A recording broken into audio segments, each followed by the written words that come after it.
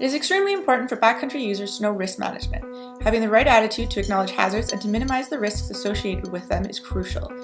The end goal of any trip should be to make it home alive, and if the right decisions are not made, then you might end up in a situation like this. Here's an acronym used by the Alpine Club of Canada called FACETS. Like these? No, FACETS. F for familiarity, A for acceptance, C for consistency, E for expert halo, tracks, and social facilitation. These are internal human factors that can heavily influence the risk that a group or individual takes. They aren't as obvious as something like snow facets. The more that they are present, the harder it is to manage the obvious risks like terrain, conditions, or improper gear. Let's break it down. So here I have the FACETS acronym laid out for you. So familiarity is returning to the same place that you've been skiing for so many years. You know it. Acceptance, you don't want to seem weak, you don't want to let down your friends because you've got this big day planned. Consistency, committing to a goal or a summit, something like that. What is your motivation for the day? Expert halo, so following someone who's more experienced than you, or thinking that you're invincible because you have a lot of experience. Tracks, maybe following some tracks that you've already seen before, or wanting to be the first people to make tracks on a beautiful day where you know it's going to be busy. And lastly is social facilitation. So that's the proof that you went and did something rad, and maybe peer pressure and the social pressures surrounding your day. So we're just asking passersby what they think is important to their safety when using the backcountry. So I'm here with Braden. Yeah, and Braden, tell me, what's important to your safety? Gear. Yep. Although it's important to have all the right backcountry gear, more importantly is to have the attitude to know how to use it properly. Not having proper gear could potentially put everyone at risk, and whether it's because someone is too cheap to invest or simply forgot something at home, that should be a red flag for traveling in the backcountry. Here's an example of why it's important to know how to use your gear. It's always important to dig a snow pit. Check the snowpack even if you've checked the conditions. So here we are. We've dug ourselves a snow pit before we ski this slope. Here you can see we've cut out a block. We're going to do a compression test. You can already see we got some layers going on here. So we're going to see what results we get. Here we go. Oh my goodness. Look at that. Came right out. CTE 1. Not good. Maybe let's ski another slope today. Yeah, I'm ready to ski this slope. I don't know, I don't really have time to dig a snow pit. Yeah, it feels good.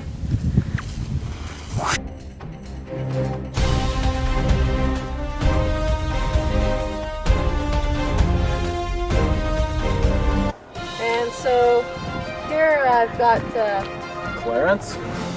yeah, and so we're still just talking about what you think is important about being a backcountry user. A good attitude. All right, Caitlin, I'm ready to check your beacon.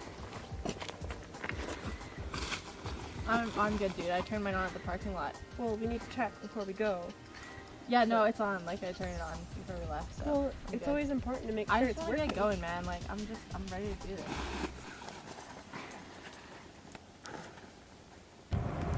Oh my god! Ready? Got your beacon? No! Vienna! I left it at home. Uh-oh, Spaghetti-O! Imagine you get to the trailhead with your group of friends and realize you've forgotten your transceiver at home. This is a varying risk but high consequence situation if the group chooses to still continue with their plans as scheduled. Looking carefully at the facets of the human factor, as mentioned before, is very important and something often overlooked when talking about risk-taking behaviors of backcountry users. An alternative to this could be spending the day at a resort instead, if there is a place close by. Here's an example of acceptance. Setting a comfortable pace is a good behavior to practice to keep the group together.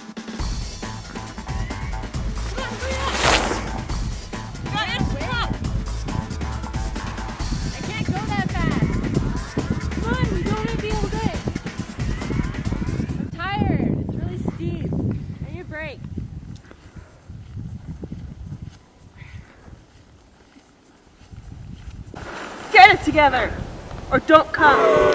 I can't keep up.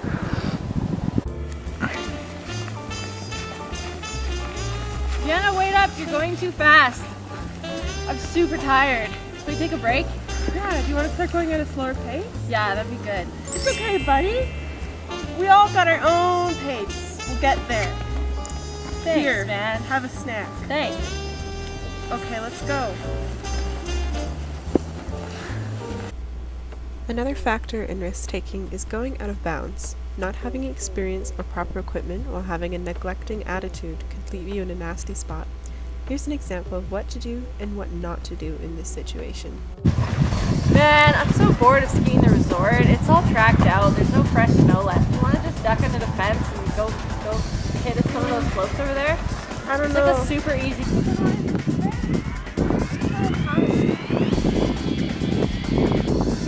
Come on, let's go check out. Let's go check out Bluebell. I heard there's some pretty good powder this morning. All right.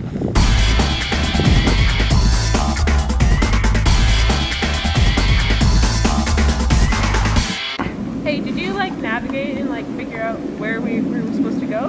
No, I've never skied here before. There's some tracks going down right there, though. Let's just follow that. Someone else did it. Yeah, but that's right in an avalanche path. Here's an example of why knowing where to go is important. Just because ski tracks are in an area doesn't mean it's safe. Trusting somebody else's footprints could put you in danger and everybody else in danger.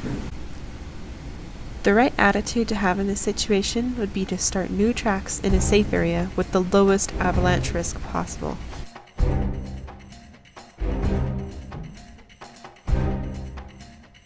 Mistakes happen, but sometimes people don't even try to mitigate the risks. Ignorance is unforgivable. Even if it means adding an extra hour of navigation during the day to avoid risk, it's better than not making it home alive. Something as simple as navigating through the trees or lower risk avalanche areas could be a step to take in order to avoid risk.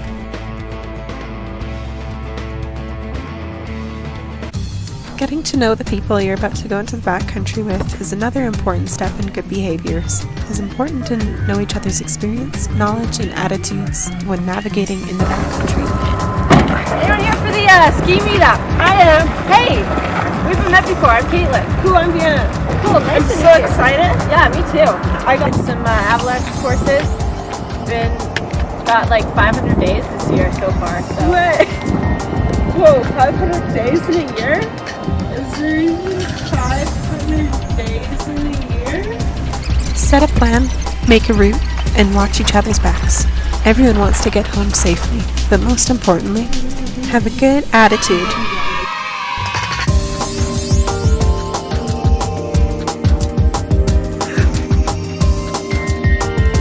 Again.